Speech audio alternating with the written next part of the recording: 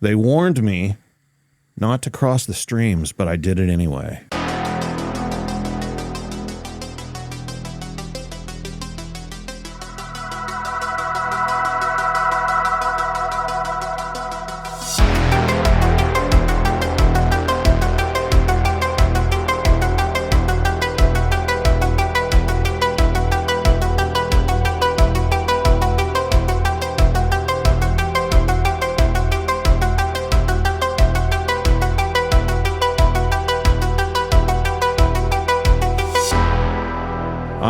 Would like to welcome to Bigfoot Crossroads a very special guest, another Cryptid Matt, so to speak. Mothboy Matt, how you doing, man? I'm good, man. I'm glad that you crossed streams. This is a long time coming. I'm very, very excited to be on. Yeah, you are actually, if I'm not mistaken, on my friend's podcast, Lauren Smith. Oh, yeah. A long time ago. Caller. Yeah, she sang your praises back then. And, I mean, like, Mothboys podcast, wow. Like, you must be stoked, man. You must be absolutely stoked. You guys are on fire. Yeah, it's wild because it's really hard for niche subjects like cryptozoology and the paranormal to catch, but when you're like a comedy podcast, it's even harder for that to catch. Yeah. For some reason we did, and God have mercy on our soul. You know, we just had our 4-year episode not long ago. We interviewed Eduardo Sanchez for that, and that was a lot of fun talking with him. Talked about Blair Witch, and like he's totally obsessed with Bigfoot, and his Star Wars nerdum is off the charts. It's wild. He's a great guy. But yeah, I'm so excited to be on here. I've heard great things, and I started listening and totally got hooked. So I am honored to be on. Well, I greatly appreciate it. You and your podcast have been on my radar forever. Like I was saying earlier, I've been around for a really long time. I'm getting up there. I don't like to talk about my age. But I mean, you're aging like a fine wine. That's friend. Right, man. That's right. But I mean, we're good, man, because, you know, I grew up in the age of the original Star Wars trilogy. So like, you know, I was raised by Star Wars. I know you dig Star Wars. So, oh my God, I love it. You know, it destroys all age barriers. So it does. I'm fine with it, man. Where do I even start with you, man? Like, I got to ask the classic question, you know. Sure. How did this all start for you? Why cryptids? What's going on with that? Right. So my mother was a huge influence. She was always talking about Bigfoot. So that was always in my the environment that I grew up in since I was a little kid. And I would actually go over to my grandma's house because we didn't have a printer. And I would go over to my grandma's and print up like cases that I found online and hand them out to other kids to try and make friends. Oh, wow. So, and let me tell you, it didn't work. It didn't work. But how did that work for you? Not great. One could say it ruined my life. No. It was great. So I've been obsessed with this stuff since I was very young, and you know, that's how it always got started, and you know, it just kind of it all fell into place, and this podcast was destined to happen. But we actually the podcast started. We got back from a one of the Mothman festivals. It was 4 years ago, which feels like forever in podcasting years. Yeah. That's like dog years, man. Right. So we were like, we didn't see a lot of podcasts, if like any, as vendors, and we were like, hey, why don't we start something? Do something. Like, I think Jake came up with the name Moth Boys because it's kind of like it's like boys to men, right? Like, we're Moth Boys. We'll eventually get to Moth Men. We'll eventually be there. But puberty's a son of a bitch. We just got to get there. Yeah, we'll get there though. Yeah. I mean, I think I see a little bit of stubble on your podcast face already. So. Mm-hmm. Yeah. I got a wispy mustache going. It's nice. It's pretty good. But yeah, that's how I got into it. So, growing up, being interested in the subject, did you have like some local cryptids or urban legends in your area that were just like fascinating to you or anything?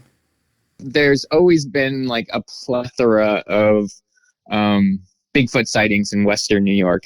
I grew up in a small town called Asheville, New York. It's a town of about 1,300 people. Shout out to Asheville. Yeah. And it was great growing up out in the country. It really helped form who I became. And so I was always obsessed with the Bigfoot stuff, but high school came and I read a book called The Complete Guide to Mysterious Beings by John Keel. And in that book, there was an anonymous letter to John Keel from a boy in Sherman, a teenager. And it was about this boy and his family were seeing white giant ground sloths just in the next town over from mine. And it was so, seeing that, he called it, now John Keel called it the Beast of Sherman. But it was just so wild to read something that was like, oh, that's my area. That's the next town over from me. And it just got me deeper into the subject. And so, there's places like that, and Guernsey Hollow, which is this really haunted cemetery. But it really opened, it fully opened the world to like, the paranormal and cryptozoology, and specifically for Western New York, like it made me dive deeper into everything strange going on around here. So fast forward to recent, or at least recent for me, you guys actually released a book about the white monsters of Sherman, New York. Do you want to talk about that? Yeah. So we all got together and we were like, hey, let's try and find this like anonymous person that had written. It's really difficult. Like, dude, whenever I got the book myself, okay? Yeah. I'm a supporter. I'm a fan. And whenever Awesome. I read that, like, you took some letter published in a book from a long time ago, this anonymous letter of a boy, and managed to track that person down and find them in I mean, that's mind-blowing, dude. Like, kudos to you guys. That's insane. Thank you. And it is a big deal because, like, it's the Moth Boys. We're a comedy podcast, and, we don't have the best attention. And, like, so it is a big, thank you. It is a big deal. It is. It happened. So the story takes place in the 60s, but like we got together and we were like, we all loved this story. And so we were like, hey, let's try and like find this person and interview them on the podcast. So we went to like Facebook, like local Facebook groups, and like asked people. We looked through phone books and found like common names like in the area, and we did everything. We would go through town and ask people. And then one day we got an email back. This guy was like, that's my father, and he's been telling me that story since I was a kid. I can only imagine what it was like when you read that email. I know.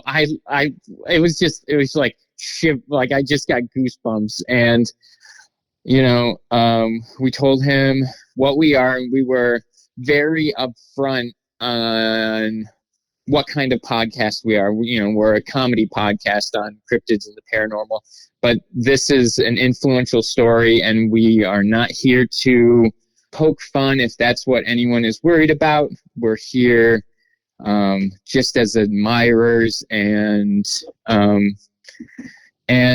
he's like, here, I'll give you his email. And then we started corresponding through email. And then it was phone calls.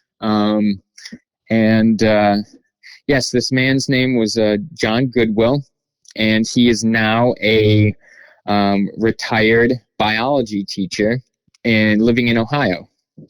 And it was great. He actually said that these experiences helped push him into the field of biology. Wow. Which was really cool. And so we got him to come. We rented out the community center in Sherman, New York, and he came and did the interview and showed us around where he had all these experiences with his family. After that, we were like, we want this to reach a wider audience. Like, more of this needs to be pushed out. So we got the book, and when we really started developing it, I was like, I want this to be just like a little bit more professional, but kind of like something an old investigator would write in like a case file, and have like the interview with like pictures and like do the whole thing. And like, and it turned out just the way I imagined it. Yeah. There's no fluff. There's just like, here are the different things that happen, the different experiences that happened to him. They're right there. That's it. There's beautiful drawings by Jonathan Dodd. Him and John Goodwill worked closely together, and it was pretty incredible seeing John's reaction to it, because he's like, that's it. Like, that's what it was. Wow. And then Todd Purse, he's another artist and podcaster, great person. He formatted the book. We've sold well over 500 copies. I think more towards 600 copies already. That's great, man. It's been a little over, I think it's a couple days over a month that we released it. We're really proud of it. But yeah. So that was just like, I was honestly, when he first told us everything, like, he got emotional and we got emotional. It was a very powerful moment. And I was a little starstruck too, because I don't think he knew how important that letter that he wrote to John Keel was, for me and for the rest of the Moth Boys. And the, kind of laid the foundation of the path that led you to where you are today, and yep, producing the book and meeting them. That's crazy, man. Mm-hmm. That's a fantastic story. And, I just think it's so cool, especially coming from the old school, that you guys actually put it out in a physical copy book, Mm-hmm. I think that's awesome. Yeah. And what makes me really happy is that John's story is getting told, and the imagery is there with the paintings, and we have investigative photos. and it came together so well. And honestly, it's like this is something that like Gray Barker would write in his heyday, you know. And it felt, I don't know. Yeah, it had that. It definitely had that old school feel to it, with, you know, the location photos and, you know, pictures of the witness pointing, you know, like it was so cool, man. Like, like I picked up on all that. Cool. And, you know, I want people to buy the book, for sure. But I do want to say that, like, so going into it, that story seems a little crazy, you know? Right. And on the outside of it being like, you know, well, it was like a teenage boy that wrote it and everything. But what teenage boy is going to make up seeing a ground sloth, first off? Like, right. That's not where they go. And he didn't even know what a ground sloth was, really. It just doesn't make sense. Like, that doesn't make sense for a young boy to just. Right. Yeah. And it was so. What I really got attached to at the end of that letter, you know, he is addressing Mr. Keel, and he says, I'm 15 years old. He's like, I am 15 years old. Please believe me. I'm not kidding. I'm seeing these things. And like, it's kind of it.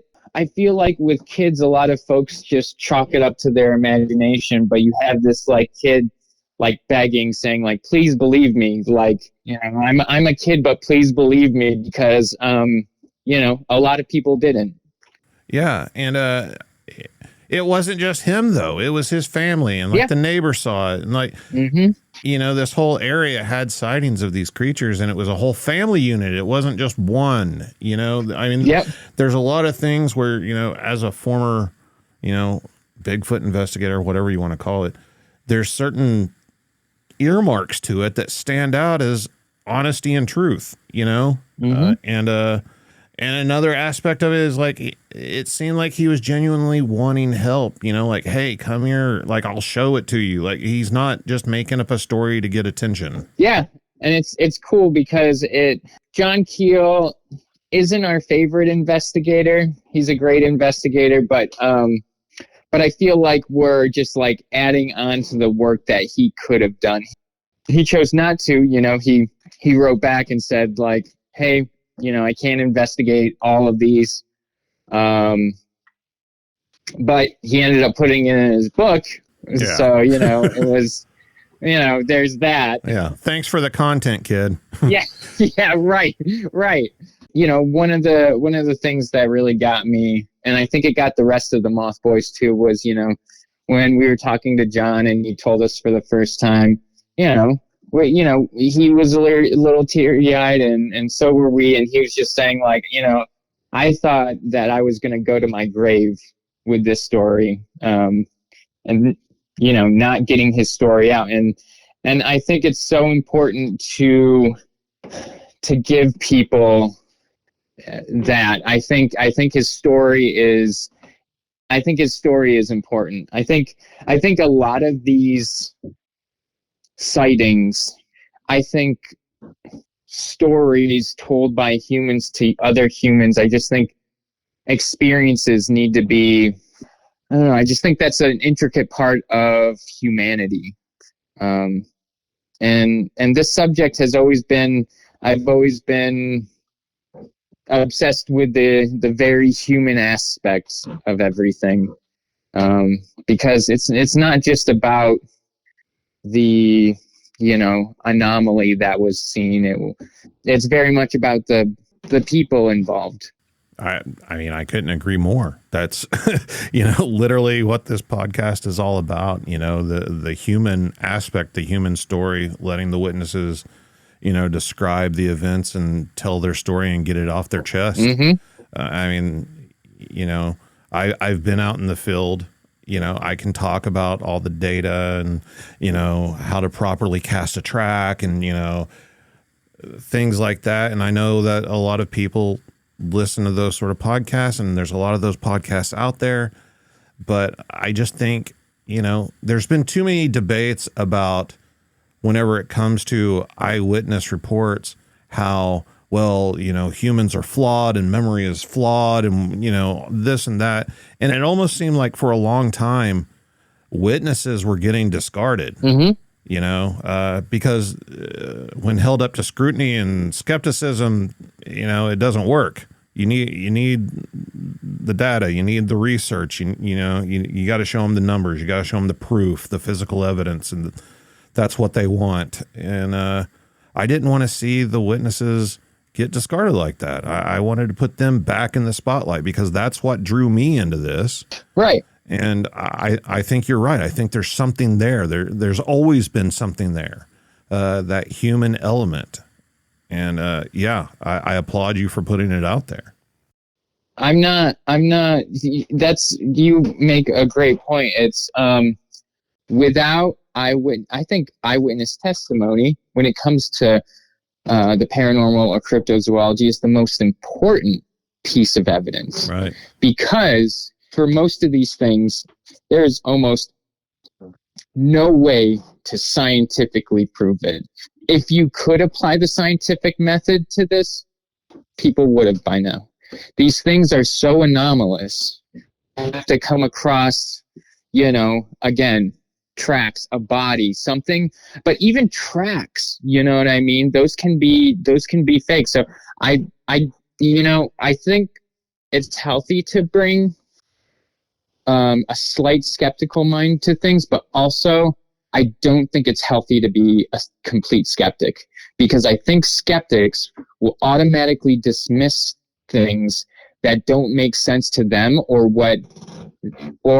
their knowledge on the known universe, or what they know about science currently.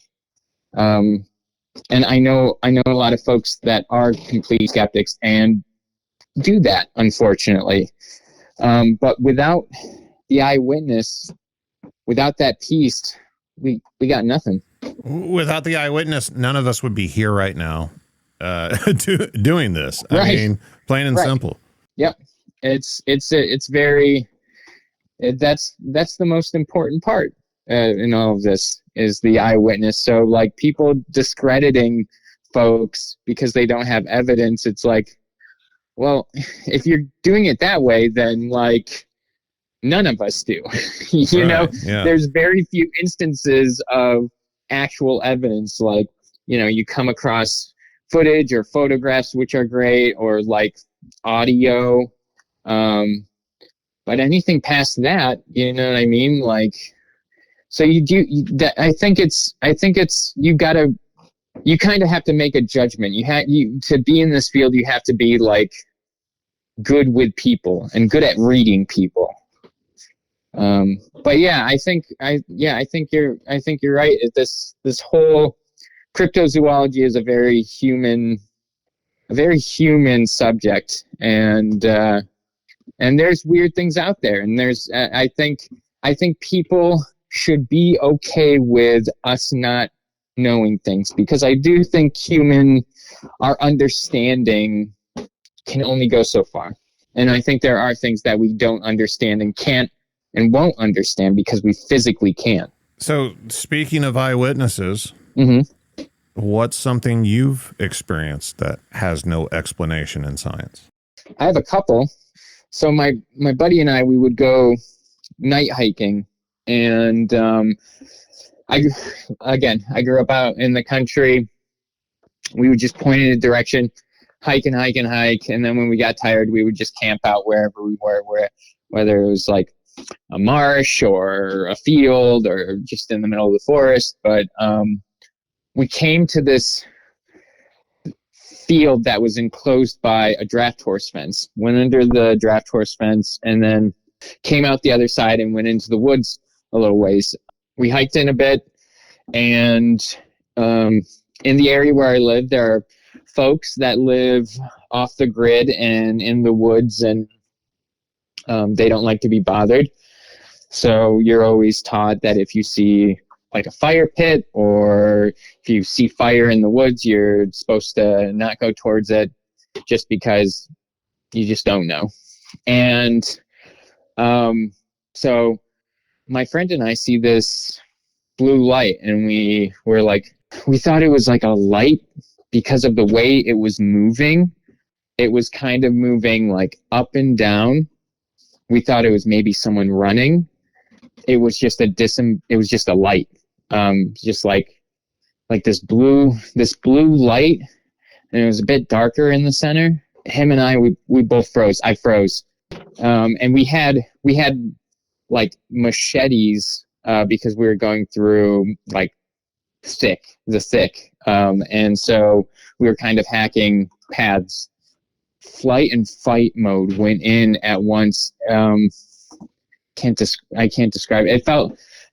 It was like, my body felt like butter, and I couldn't move, but I remember grabbing the handle of the machete very tightly, and it felt like my body was just mushy. I don't know how long we were there for. I woke out of it and hit him, and both of us started to run. My adrenaline was pumping so much. I forgot about the draft horse and ran right into the draft horse fence, and it was barbed, and it went into my leg, and then went into another part of me near my leg. All right. And I like ripped it out and started hacking because I was like in panic mode. I was hacking at this barbed wire. My friend was smarter than I and shot underneath the fence, and I went down, and the went into his eyelid and ripped his eyelid. Oh, geez. We ran and ended up in this field, and we just laid down in the field until the next morning, because if everyone and their mothers has a gun out here, so like they see people walking around their property, you don't know who's just gonna pop you. So we laid down in the field and waited till morning, and went up to the farmer, and then asked where we were, and we had run to the next town over. I don't remember running that far, but we got that far. Wow. Yeah. So, I think having these things happen to you, it changes you in a way, because like at that time, I don't know, I didn't really believe in like the paranormal. I didn't believe in like, I was totally obsessed with legend and lore, and like was down with cryptids, but like anything weird, like paranormal stuff like that, I was like, no, I don't believe in that. And then you have something that happens and it totally just flips you on your head. And you have to, when you experience these things, it pushes you deeper into it, but it also makes you have to readjust. I think a lot of folks like to think that they know everything that encases the natural world and what we know about it, and you gotta adjust. Yeah. You just have to adjust, because you can't just pretend that it didn't happen.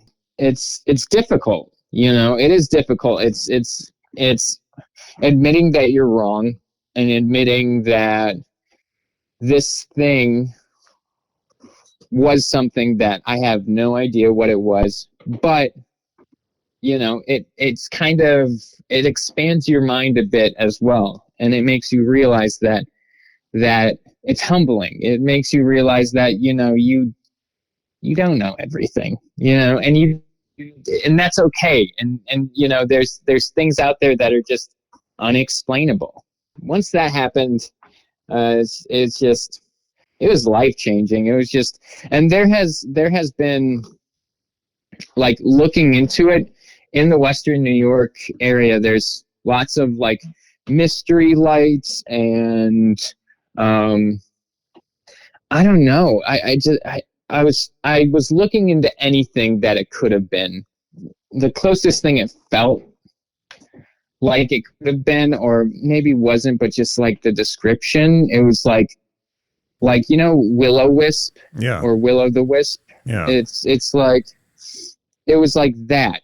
Like, it made me feel a certain way, and just wanted to, it was just like a warm, melting feeling. I don't know what it was. That's really interesting. I'm in Oklahoma, and we have, what we call spook lights or devil lights or whatever. It's the same thing. Mm-hmm. And I've never personally seen one. I've seen photos. I've seen videos. I've talked to multiple witnesses, and they seem to exist all over the United States. But you're the first person that I've talked to that's talked about it, like, having some sort of physical effect on them. Yeah. And that's pretty crazy, man. I mean, you must, like, I can just tell from, the story and, your reaction and everything, like, whenever you kind of snapped out of it and came to, I mean, it sounds like you're terrified. Sounds pretty scary. Yeah, I was. It was, I'm more terrified. Like, my adrenaline had kicked in, right? And so it was like survival type thing. But like when I slowed down and started to, and like remembered the events, that's when it became like terrifying to me. What did your friend say about it? What was his reaction? He doesn't know either. He had the same reaction as me. Just like, what the hell was that? Like, and he's not into any of this, and that thing, whatever it was, did not get him into this. He just, but he was, he was just as frantic. I think, that's still, like, when we get together, we still talk about that. But it's just like, hey, what do you think it is? Like, that type of thing. And it again, it's something anomalous we'll never understand. And maybe these things are, come from a place where we can't understand it scientifically. Maybe that's just not an option. Maybe because we only know what we know about about nature, and if there's something that's beyond that, that's something that is, of course, it's natural because it's a part of this world or somewhere else. It's of course that's nature, but it's nature we just don't understand. So since you've been doing the podcast and everything, Mm-hmm. what's one of your more favorite stories that you've heard or encounters that you've ran across? Oh man, we've covered a lot of really cool stuff. I love the Lone Pine Mountain Devils. I think that story is just so cool. My favorite episode we did and was probably the dragons episode.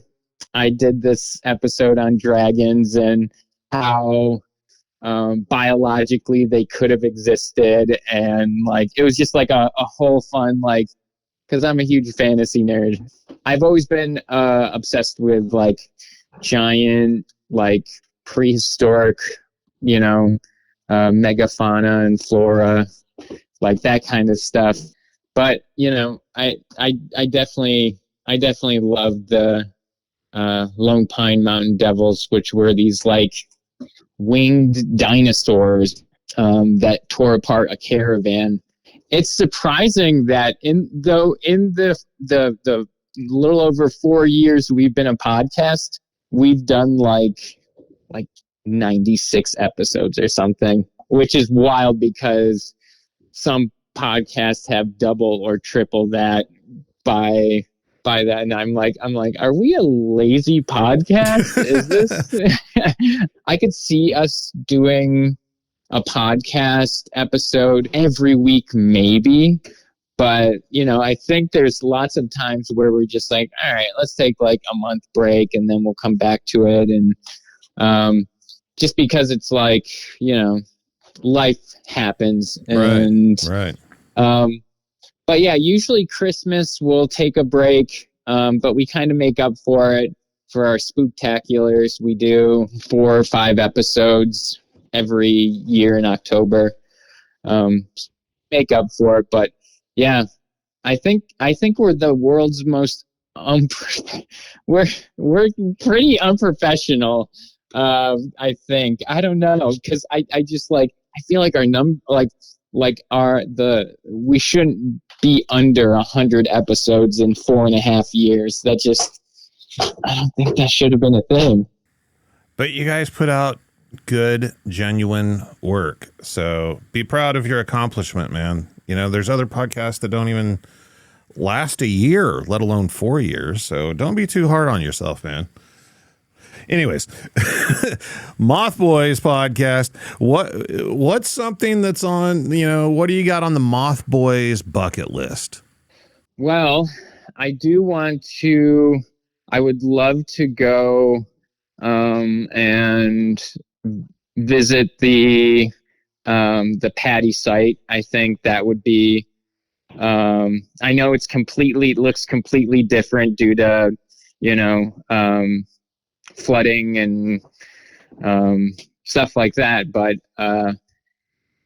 yeah, I think that would be great. When it comes to a bucket list, I'm just I'm hoping we last, until we go insane from all of this. But I hope we continue to be able to go to shows and vend and travel and do what we have been doing.